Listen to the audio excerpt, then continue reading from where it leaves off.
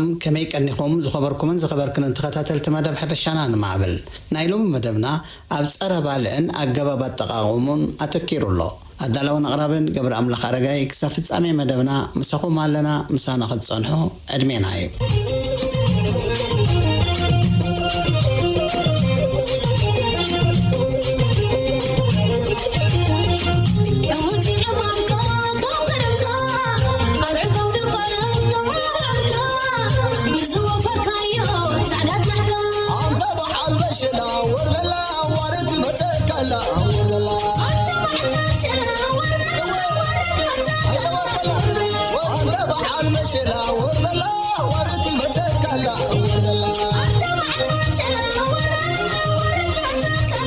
ፀረ ባልዕ ንባልዓት ኣትክልትን እንስሳታትን ንምጥፋእ ተባሂሉ ኣብ ፋብሪካታት ዝምስራሕ መርዚ እዩ ብኽልተ ኣገባብ ድማ ይምስራሕ እቲ ሓደ ነቶም ባልዓት ብቐጥታ ንምቕታል ተባሂሉ ዝስራሕ መርዚ ክኸውን ከሎ እቲ ካልኣይ ድማ ነቲ ፀረ ባልዕ መድሃኒት መሓፍስቲ ወይ ድማ መመላእታ ተባሂሉ ዝምስራሕ እዩ ንፀረ ፀሃያይ ፀረ ፋንጋስ ፀረ ሓሸራት ፀረ ኣረንን ፀረ ቀርጠምቲ ከም ኣናፁ ቅንፍዝን ምፁፁላይን ዝኣመሰሉ እንስሳታት ንምክልኻል ተባሂሉ ድማ ይስራሕ ሓረስቶት ክፈልጥዎ ዝግባእ ግን ኣሎ ፀረ ፀሃያይ መርዚ ምዃኑን ነቲ መሬቱን ቀስ ብቐስ ከም ዝብኩሎን ከም ዘዳኽሞን ክፈልጡ ይግባእ ሓረስቶት ካብዚ ሓደጋ እዚ ነብሶምን ጥሪቶምን ንምድሓንን ወፃኢታት ከይገበሩ ካብ ባልዓትን ሕማማትን ክከላኸሉ ይኽእሉ እዮም ብኸመይ ኣብ ሚኒስትሪ ሕርሻ ክፍሊ ኣገልግሎት ሕጋጋትን ቁፅፅርን ሓላፊ ኣሃዱ ሕርሻዊ ቅመማት ኣቶ ቃልኣብ ሃይለ ሚዝ መድሃኒት ፀረ ባልዕ ምጥቃምካ ተቐንዲ ክገብሮ ዘለዎም እቲ ባህላዊ ኣገባብ ምክልኻል ባልዓት እቲ ሓደ ካብኡ ከዓ እቲ ፅሬት ግራት ዝበሃል እዩ ፅሬት ግራትና ድሕራ ፅሬና መዕቆቢ ባልዓት ንብሎ ነገራት ንኣልዮ ስድድልና ቦታ ናይ ባልዓት ዑደት ናይ ህይወቶም ንክገብሩ ምቹ ኣይከውንን እሞ መጠንካ መጥዓቲ ናይ ባልዓት ኣብቲ ዘራእትኻ ወይ ኣብቲ ዝሪሃላ በቕሊ መጠን ይጎድል ካልእ ደጋጊምካ ምድኳዕ ግራትካ ግቡእ ሓሪስካ ትድኩዕ ተኾንካ መሬት ተደጋጋሚ ተደኪዑ ብግቡእ ድሕር ዝሕረስ ኮይኑ ንፋስ ኣየርን ዳኣትዎ ተኮይኑ ኣብቲ ናይ ብዝሒ ናይ ባልዓት ምርባሕ ጎድል ካልእ ቅያር ዝራእቲ ሓደ ካብቲ ቀንዲ ረቃሒ ምክልኻል ባልዓት እዚ ድሕር ቀጻሊ ተፈላለዩ ዓሌት ድሕር በቢወቕቱን በቢዓመቱን ድሕር ተቀያየር ኮንካ ዑደት ናይቲ ባልዕ ናይ ህይወት ብዑደቱ ስለትቆርጾ ዘለኻ ወይ ስለትሰብሮ ዘለኻ ወይ ብዝሒ ናይቲ ባልዕ ብመጠን እውን ይጎድል ስለዚ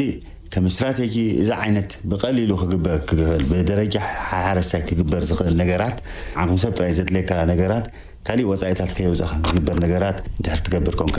ካልእ ዘይተደለየ ሃያይ ግራትካ ተኣሊ ኮንካ ኣብ ግዜኡን ሰዓቱን እዚ ቀንዲ ምጉዳል ናይ ባልዕ ምክልኻል ባልዕ ንብሎ ማለት እዩ ሓረስቶት ምቅያር ዝራእቲ ከም ዘርብሖም ይፈልጡ እዮም ኣይጋገዩን እዮም ማለት ግን ኣይኮነን ጣፍ ከቢራ ኢሎም ነትግራቶም ደጋጊሞም ጣፍ ምስ ዘርኡ ነትግራት ትሕዝቶ ማዕድኑ ፀንቂቆም ይጥቀምሉ እሞ ነቲ ኣቐዲሙ ክሕፈስ ዝፀንሐ ምህርቲ እናጉደለ ይኸይድ ኣብ ኣሕምልቲ ድማ ንኣብነት ድንሽ ዘሪኦም ኮመደረ እንተዘሪኦም ክልቲኡ ካብ ሓደ ስድራ ስለ ዝኾኑ እቲ ኣብ ኮመደረ ዝነበረ ባልዕ ኣብቲ መሬት ወይ ድማ ኣብቲ ከባቢኡ ዝርከብ ቆፅሊ መፅሊ ፀኒሑ ነቲ ድንሽ ስለ ዘጥቅዖ የዳኽሞ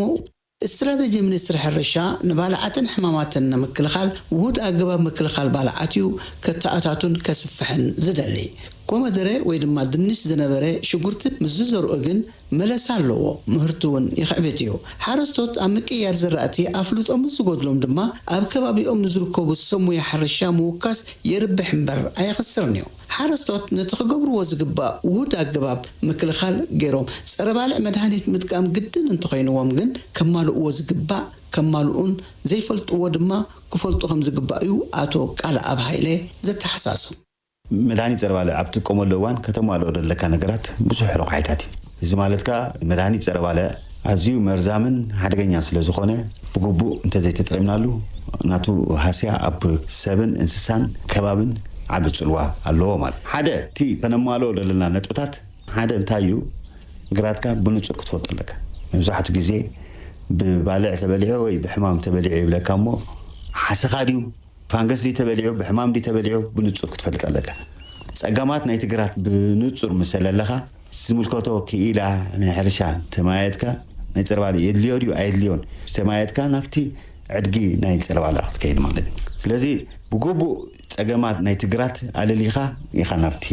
ዕድግናይ ፀርባለ መድሃኒት ፀርባለ ትኸይድ ማለት ሕጂ ፀርባለ መድሃኒት ኩሉ ግዜ ኣብቲ ዕድገሉ እዋን ብሙሉእ ሓበሬታ ኣብቲ ሕላገት ናይ ፀርባለ ብፅሑፍ ኣሎ ብዛዕባ ዓቆኑ ዝምልከት ብዛዕባ ተመስራሓሉ ዕለትን መዓልትን ዝወድቀሉ መዓልቲ ብዛዕባ ንመን ዓይነት በቕልን ዘራእትን ይጠቅም ብዛዕባ ኣጠቃቅምኡ ዝምልከት ብዛዕባ ናይ ውልቂ ናይ ድሕነት መሳርሒ እንታይ ዓይነት ከተማለ ከም ዘለካ ዝምልከት ገለ ሓደጋታት ምዘጋጥመካ ምሳስ ወይ ዝልሖካውን እንታይ ኣገባብ ቀዳማይ ረድኤት ዝምልከት ኩሉ ሓበሬታ ኣብቲ ሕላገት ብግቡእ ደሎ ሓበሬታ ዝነብሰ ከፍ ሓረሳይ ካብቲ ዝገዘሉ ደሎ ሕጋዊ ኣከፋፋሊ ወይ ሚኒስትሪ ሕርሻ ክኸውን ይኽእል ግቡእ ሓበሬታ ወሲዱ ተደለየ ኣው ተጻሒፉ ደሎካ ብኡ መምርሒ ተቐይዱ ክኸይድ ኣለዎ ፀረ ባልዕ መድሃኒት ገዚእኻ ናብቲ ዝድለ ቦታ ኣብ እትገዓዓዘሉ እዋን ርእሱ ዝኸኣለ ጥንቃቄ ከም ዘድልውን ምግንዛብ የድልዩ ዝኾነ ዝብላዕ ዝተሓዊስካ ከተግዕዞ የብልካን ሰብ ኣብ ዝጓዓዘሉ ወይ ኣብ ናይ ህዝባዊ መጓዓዝያ ኣብ ዝርከበሉ ፀረ ባልዕ ፅዒንካ ካት ኣዝዩ ሓደገኛ ስለ ዝኾነ ኣብ ትጓዓዘሉ ኣብ ውሑስ ናይ መጓዓዝያ ቀረብ ክትከይድ ክትክል ኣለካ ኣብ መጓዓዝ ክፈሰካ ስለዝኽእል ድሕር ፈሲሱ እውን ኣብ ሰብን ከባብን እንስሳን ዓብይ ፀገም ስለዘምፅእ ናይ ጥዕና ፀገም ኣዝዩ ሃሳይ ስለዝኾነ ኣብ ተጓዓዘሉ እዋን ጠንቂካ ከተጓዓዘሉ ክትክል ኣለካ መትሓዚ ወይ ድማ መዐቀቢ ፀረ ባልዕ መድሃኒት ምስ ተወድአ ንዘቤታዊ መሳርሒ ዝጥቀሙሉ ሓረስቶት እውን ውሕዳት ኣይኮነን እሞ ኣብዚ ጉዳይ እዚ ኣተኪርካ ምክሪ ምሃብ ኣገዳሲ ይመስል ምስ በልናዮ ኣቶ ቃልኣብ እዚ መትሓዚ ፀረ ባልዕ ምስ ተጠቐምናሉ ዝተወድአ ባዶ መትሓዚ ፀረ ባልዕ ኣብ ዝኾነ ቦታ ክትጉሕፎ የብልካ ብግቡእ ተሓፂቡ ተለቕሊቑ ናብቲ ዝምልከቶ ዝቐረበ ሚኒስትሪ ሕርሻ ቤት ፅሕፈት ከተረክቦ ኣለካ ማለት እዩ ስለዚ ንኻሊእ መዓላ ገለገለ ቦታታት መትሓዚ ማይ ጠስሚ መዓር ጥቀሙሉ እዮም እዚ ኣዝዩ ሓደገኛ ኣብ ህይወት ሰብ ኣዝዩ ጉድኣት ስለዘለዎ ከም በዓል ካንሰር ናይ ወሊድ ፀገም ጭዋዳታት ናይ ነርቭ ፀገማት ከምፅእ ስለዝኽእል ኣብ ነዊሕ ግዜ ከምፅእ ስለዝኽእል እዚ ዓይነት ሓዚታትን ምግብን ዝስተ መዓላ ክውዕል ከም ዘይብሉ በዛ ኣጋጣሚ ክሕብር ዘድሊ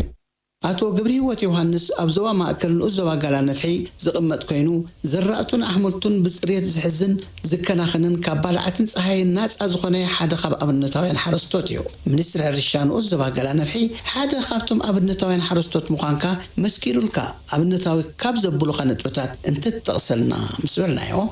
ዘርኦ ደበለ ተቐዳዲመ ፈውስ ድበሃል ኣይነፅግኒ ሓንቲ ገብራ እዚ ኣብ ባውደር ገብር እየ ብዘናይ ድንሽ እዘን ፍርፍር መፃ تنباودر قبر التفا نهركم أخوينا ما ملاتين كابت استبالو حجاو سنة عمشتن سيسن هذا ولا عصرت عمشتن سيس بسترينجا غيرنا نقبر له أو عيدنا نقبر حجي بز على تغلى لحساق بار أبي يفلت حجي ولا ما شاء الله لا بنادى يجي ولا بد ما شاء الله وين يلو أنا بزني زعدله أنا بغندي أتكلم ما بعرفونجا وردانجا خركون مثلا ملاتين تكلم حجي ده ملاتين أربعة إذن نسقنا بدن إذن عقرأ عندين مكتقنا لحسن بالي قبر اللمي ፀረ ፀሓይ መርዝዩ ቀስና በለ ክሳብ ሞቱን ከብፅሕ ዝኽእል እዩ ናይ መወዳእታ ምርጫ እምበር ተመራፂ ኣይኮነን ኣብዚ ዘለካ ረኣያ ከመይ እዩ كيحس الشوعات يدخلوا نيرهم فوز ፀሓይ ድብል ሓረስቶት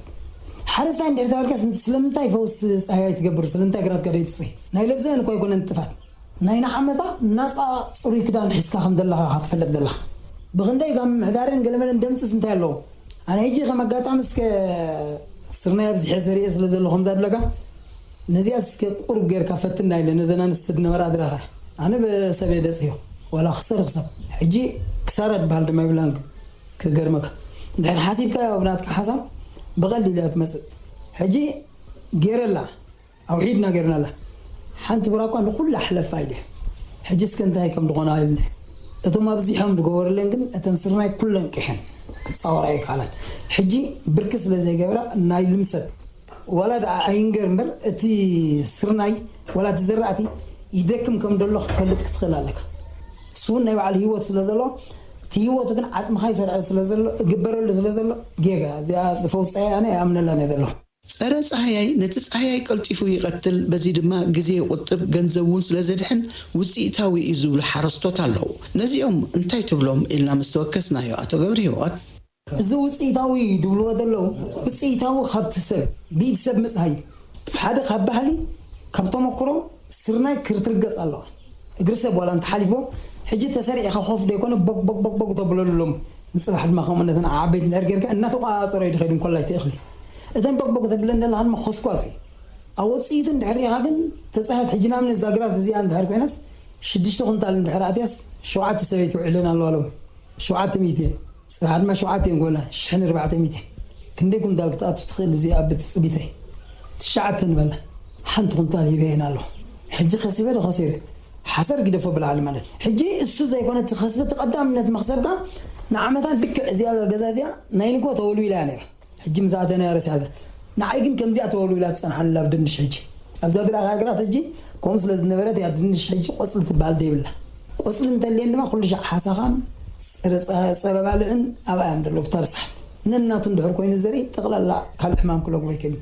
ሓረስቶት ነቲ ናይ መወዳእታ ምርጫ ፀረ ፀሓይ ኣይኮነ ፀረ ባልዕ ምጥቃም ግድን እንትኾይኑ ክጥቀሙ እንከለዉ ክገብርዎ ዝግባእ ምድላዋትን ጥንቃቐን ኣሎ ይብል ኣብ ክፍል ኣገልግሎት ሕጋጋትን ቁፅፅርን ኣባል ኣሃዱ ቁፅፅር መንእሰይ ዮሃንስ ገብረወል ፀረ ባልዕ መድሃኒት ክንጥቀምና ኣብ ግራት ማለት እዩ እቲ ዘሎ ባልዕ ሕማም ዲገልን ምልላይ ከድሊ እዩ እዚ ክፈልጥ ኮይና ካ ሓረስታይ መጀመርታ ነገር ምስ ትኽኢላ ክመኻኸር ከም ዘለዎ ማለት ኣብ ፊልድ ምስከና ኣብ ግራት ምስኣተና ሕማም ወይ ትባልዕ ምስ ፈለጠና እንታይ ምዝኾኑ እንታይ ዓይነት መድሃኒት ተደልዮ كنقرب كنقل علينا مالتي من ساق إنه جمارنا جن أنتي نفلت علينا نفاس أبزوج حلوان كنت في كيميكال كنت كلنا نفاس ترالو بنفاس تصيروا نبزيت اللي بوتاتك خيس اللي زخيل نزي مجمرة النجر أنفتنا نفاس كنفلت علينا سلزي سرب على مرهني كنت كلنا أنفتنا نفاس مفلت أقداس سلزخنا نزي علينا مجمرة ندالو مالتي شعو جوبو عقن سرب على متكام مالتي أبجرات مساعتنا نتي لعوي حمام كنا نقول أنت عانيت مرهني زي مسفلتنا عقن كأقداسي لدهريز مس نعو تباهلو استدلالو من ساق نتكام كنقل علينا بزخنا من ساقي بزي حروستنا زغورو مالتي بخالي بوزح نغرات الله ግን ንዑ ተባሂሉ መንጸግ ዝተቀረበ ስለዘሎ ብኡ ክንጥቀም ከም ዘለና ማለት እዩ ድሕሪ እቲ መንጸጊ ብግቡ ይሰርሕ ምህላው ኣይምህላውንካ ምርጋጽ ኣድላይ እዩ ድሕሪ ዝመጽእ ፀረባለ ክንጽእ ከለና ሙሉእ ሰውነትና ዝከላኸል መሸፈኒ ክዳን ምጥቃም ከድልየና እዩ ማለት እዩ እንታይ እዩ ፀረባለ መድሃኒት ክንጽእ ከለና ዝተፈላለዩ ፀገማ ስለዘለዎ ንዑ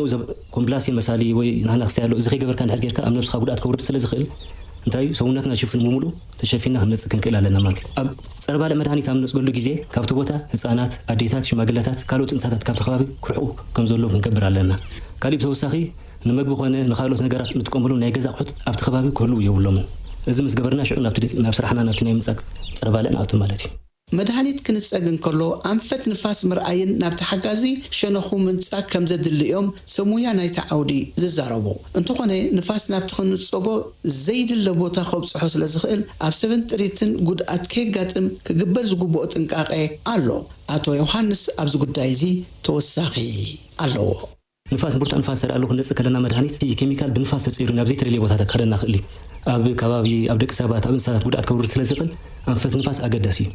ድሕሪ ትግራት መድሃኒት ምስ ነጽናላ እንስሳታት ኣብቲ ከባቢ ዘሎ ሳዕርታት ክበልዕ ተኮይኖም ድሕሪ 21 መዓልቲ ካብታ ኬሚካል ዝተነጸገላ መዓልቲ ድሕሪ 21 መዓልቲ ደሎ ግዜ መጽዮም ክጥቀሙ ከም ዘለዎም ኣቀዲሙ ግን እንታይ ክመጽእ ዝነይሮ ኣብ ግዜ ምንጻግ ፀረባለ ንመከላኸሊ ዘለና ነገራት ኣሎ ኣቀዲሙ ተገሊጹ ይበቃላ ግን ምድጋሙ ጽቡቕ ስለ ዝኾነ መጀመርታ ነገር ንሙሉእ ኣፍና ክሽፍን ዝኽእል መከላኸሊ ወይ ከዓ ናይ ዶሮና መከላኸሊ ዝበሃል ኣሎ እዚ ጌርና እንተራ እዚ ደይ ተጠቂምና ኣብ ነፍስና ሳዕብን ብኣፍና ከኣትወና ክእል ብፍንጫና ከኣትወና ክእል ብመናፊትና ቁርበትና ከኣትወና ስለ ዝኽእል ናብ ዘይተደልየ ሓደጋ ከይንቃልዕ መጀመርታ ነገር ማስክ ክንጥቀም ኣለና ድሕሪ ዝመጽእ እቲ ንጥቀመሉ ፀረባለ መድሃኒት ሕሩጭ ምዝኸውን ብንፋስ በኒኑ ኣብ ሰውነትና ክለግብ ስለ ዝኽእል ኩሉ ነፍስና بكومبلاسين مسالي ويجرن بالي مسالي كنشوفه نخنك لنا ده دهري يسمى تقوم الزرب على مدهنيت كيميكال فساس مزخونك ما يزي يحلف نعو تبادل تساحي كومبلاسين ويجرن بالي كنت كمال لنا ده دهري ما يسنخا نمول داونا جفن غوانتي خلنا حجي شاركو غوانتي دي كونه غوما غوانتي إدنا بملو نشوفنا لنا دهري نمول أجرنا شوفن استيبالون نج أما خدلينا أمودات خا أنا عندنا زكالة خل مرتين ويكا أي جوجل نقول مالتي إذا تكيمنا ناتي ناي من سكر على مدهنيت نكايدو ፀረባልዓትን ሕማማትን መድሃኒት ኣብ ሰባት ይኹን ኣብ እንስሳታት ዝተፈላለዩ ሕማማት ከስዕብ ይኽእል ብሰንኩ ሞት ናይ ገለ ኣባል ስድራ ቤት ድማ ዓብይ ክሳራ ነታ ስድራን ሃገርን ክኸውን ስለ ዝኽእል ጥንቃቐ ምግባር ከም ዘድሊ ሰሙያ ናይቲ ዓውዲ ይመኽሩ እዮም ካብቶም ብጥንቃቐ ዝነጽጉ ሓረስቶት እቶም ብሸለልትነት ዝነጽጉ ከም ዝበዝሑ ዝግመት እሞ እዚ ስለምንታይ ይኹም ዝኸውን ኢልና ኣብ ክፍል ሕጋጋትን ቁፅፅርን ሓላፊ ኣሃዱ ሕርሻዊ ቀመማት ኣቶ ቃል ኣብ ሃይለ ምስተወከስናዮ ዝሃበና መልሲ እቲ ንመርጾ ናይ መንጸግ መሳርሒታት ገለገለ ሰኣን ሕፅረታት ክኾኑ ይኽእል እዩ ሳና ፍልጠውን ክኸውን ክእል እዩ እቲ ንጥቀመሉ ሓንሳብ በርኔሎ ጌርካ ወይ ኣብ ሻንከሎ በፅቢዝካ ስኢልካ ምኽዓው ንሰና በኪልና ከባቢና በኪልና እቲ ከባቢ ዝተኣሰር ናይ ማሕበራዊ ኣገልግሎት እውን ንበክል ስለንኽእል እዚ ዓይነት ኣገባብ መንፀግ መሳርሒታት ቁኑዕ መንፀግ መሳርሒ ክንመርፅ ክንከላና ኣብ ግዜ ምንጻግ መድሃኒት ፀረባልዕ ስለዚ ሓደ እቲ ግቡእ ኣገባብ ናይ ውልቂ ናይ ድሕነት መሳርሒ ክንወዲ ኣለና ካልኣይ እቲ ግቡእ ዓይነት መንፀጊ ክንጥቀም ክንከናልና እቲ ንመንፀጊ መድሃኒት ፀረባልዕ ኢሉ ዘይተዳለወ መሳርሒታት ክንጥቀም የብልናን ከም በዓል ሻንከሎ ጌርካ በፅቢዝካ ምኽዓው እዚ በርኔሎ መለመፂ ጌርካ ምንጻግ ካልእ እውን ቆፅሊ ኣሊካ ምንጻግ ገባባት ቁኑዕ ስለ ዘይኮነ እቲ ንዑ ዝተዳለወ መንፀጊ መሳርሒ ክንጥቀም ክንከናልና ሓደ ዘደናግሮም ነገር ዘሎ ይመስለኒ ንኣብነት ፀረባልዕ መድሃኒት መርዙውን ይኹን እምበር ሸዓን ኣብ ነብስኻ ዘምፅኦ ምልክት ዘይምህላ ደጋጊዮም መስለኒ እሞ ምኽሪ እንታይ መለየ ታዩ ኣብዚ እቲ ሓደ ቀንዲ ክንፀር ዘለዎ መድሃኒት ፀረባልዕ ክልተ ዓይነት ኣገባብ ኣብ ጥዕናና ሳዕቤን ከምፅእ ክእል ማለት ብብዝሕ ድሕር ተበኪልና ሽዑ ምልክታት ከርእየና ንኽእል ማለት እዩ ከም በዓል ተምላስ ዛት ረስኒ ናይ ርእሲ ምፍዛዝ ቁጣዕ ቆርበት ዝታት ሽዑ ምልክታት ከርእየካ ክእል እዩ ተናውዐ ግዜ ግን እቲ ዝኸፍአ ነገር ቀስ በቀስ ብጥዕና ሰባት ዘርእዮ ሳዕቤን ከም ካንሰር መሳሊ ናይ ደም ካንሰር መሳሊ ናይ ነርብታት ምዝባል ናይ ሆርሞናት ምዝባል ኣብ ወሊድ ፀገም ስካዕ ናይ ሞት ሳዕቤን ዘምፀልካ ማለት ብሰበብ ኣምሲሉ ይመፅእ ምስ ግዜ እንዳተኣከበ ምስ መፀ እቲ ናይ ፀረባልዕ መርዛምነት ኣብ ደምና ብብዝሒ ምስ ተኣከበ እዚ ዓይነት ፀገማት ከምፀልና ስለ ዝኽእል ኣዝዩ ሓደገኛ ስለ ዝኾነ ነብሶ ከፍ ሓረሳይ እዚ ተገንዚቡ እቲ ክግበር ዘሎ ጥንቃቐታት እንዳማልአ ዝደለየ ሓበሬታ ከዓ ምስ ኣብ ቀረቡ ዝርከብ ሚኒስትሪ ሕርሻ ክኢላ እንዳተዋሃደ እዚ መድሃኒት ፀረባልዕ ክጥቀም ኣለዎ ማለት እዩ ሓረስቶት መድሃኒት ምስ ነፀጉ ወይ ድማ እናነፀጉ እንከለዉ ብሰንኪቲ መድሃኒት ፀገማት ምስ ዘጋጥሞም ምስኡ ዝተኣሳሰር ካልእ ተወሳኺ ኣተኪርካ ተመሓላልፎ ምኽሪ እንተሎ ምስ በልናዮ መንእሰይ ዮሃንስ ገብረወልድ እዚ ስዕብ ኣመሓላሊፉ መጀመርታ ፀረባልዕ መድሃኒት ኣብ ፊልድ ክንነፅእ ከለና ከይፈለጥና ክንትንክፎ ንኽእል ኢና ምስ እንትንክፎ ኢድና ናብ ኣፍና እንተዳኣቲናሉ ማለት እዩ ከይተፈለጥና ኣቲና ግን ኣፍና ብማይ ነጉፅና ብቁልጡፍ ናብ ዝቐረበ ናይ ማእከል ጥዕና ክንከይድ ኣለና ፀረባልዕ ኣብ ዓይንትና ምዝኣትወና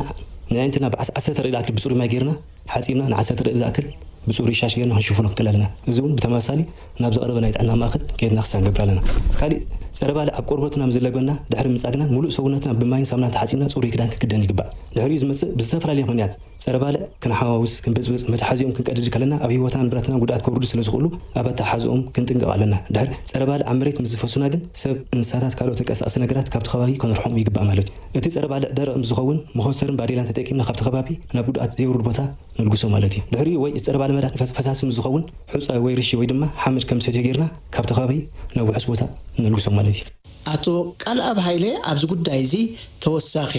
ኣለዎ ታዩ እቲ ፀረባልዕ መድሃኒት ምስ ተጠቀምና ኩሉ ነገር ጀመርታ እቲ ወዲና ያደለና ናይ ውልቂ ናይ ድሕነት መሳርሒ ካብ ኮምፕላሴን ጀሚርካ ካልኦት ምስ ተኣሰሩ መሳርሒታት ሙሉእ ክፀውኽ እቲ ሰብ ኣብ መስርሕ ምንጻግ ዝነበረ ሰብ ከዓ ሙሉእ ኣካላቱ ብሳምና ክሕፀብ ክኽእል ኣሎ ናይ ግድን ክሕፀብ ክኽእል ኣሎ ተዘይኮይኑ መድሃኒት ፀረባልዕ ክነፅግ ውዒሉ ከይተሓፅበ ምስ ኣባል ናይቲ ስድራ ክሕወስ እሞ ድሕሪ ተሓዊሱ ነብሱ በኪሉ ስድራ ክብክል ስለ ዝኽእል ብዝተኻኣለ መጠን ኣብ ነብሱ ወከፍ ናይ ምንጻግ መስርሕ ኣብ ዘካይደሎ እዋን ብግቡእ ነብሱ ማይን ሳምናን ክሕፀብ ክኽእል ኣለዎ እሱ ጥራይ ከይኣክል ከዓ እቲ ንጥቀመሉ መንፀጊ መሳርሒታት ብኢድ ዝንፀግ ክኸውን ክእል እዩ ሞተር ዝሕንገጥ ክኸውን ክእል እዩ እሱ 3 ግዜ ሓፂምና ኣገባብ ከዓ ከመይ እዩ ሓደ ሲሶ ናይቲ ማይ ኣብቲ መንፀጊ መድሃኒት ኣቲና ጎፂጥና እቲ ጻብ ማይ ናብቲ ክነፅቀሉ ዝወዓልና ግራት ነፅጎ እዚ መስርሕ ከዓ 3 ሻዕ ይደጋገም ማለት እዩ 3 ግዜ ኣቕሊቕና ናብቲ ክነፅጎ ዝወዓልና ግራት ነፅጎ ኣብቲ ቱቦታት ዝተርፍ ናይ መድሃኒት ፀረባልዕ ግቡእ ከም ፀረየ ኣረጋጊፅና ከዓ እቲ መድሃኒት ፀረባልዕ ኣብ ውሑስ ቦታ ንዕቅቦ ማለት እዩ ክንዕቅቦ ከለና ከዓ ንፋስ ዶሮና ኣብ ዘይርከቦ ቦታ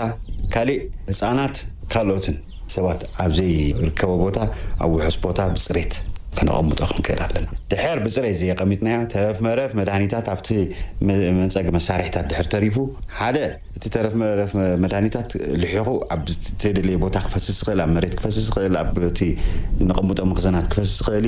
እዩ ናብ ዘይተደለየ ብከላ ሰበልና ይኽእል ካሊእ እውን ብግቡእ ድሕር ዘይሓፂብና እቲ መንፀግ መሳርሒታትና ዕድመ ናይቲ መንፀግ መሳርሒትን ብመጠን ይጎድል እቲ ክንጥቀመሉ ጋብ ዓመታት ይውሕድ እሞ ብቐሊሉ ይባላሸው ካብ ጥቕሚ ወፃኢ ስለ ዝኸውን ኣብ ንጥቀመሉ መንፀግ መሳርሒታትና ድሕር ምጥቃምና ግቡእ ተሓፂቡን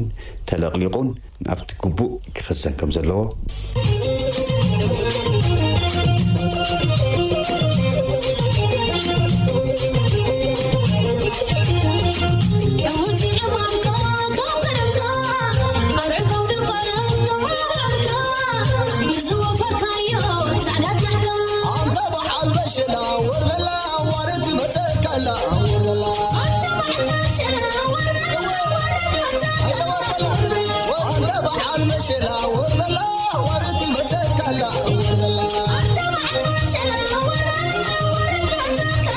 زخبركم زخبركم تخطاتلتي مدب حرشانا انا معبل امن صقصر بالع مدهانيت كغبر زلو طنقاقي بزبلار استي نلو مزبلنا مدب اذا تسمعوا وصنحكم ينيرو كم لهم بخلا ارست خنراخبنا كساب شعو سلام نقول لنا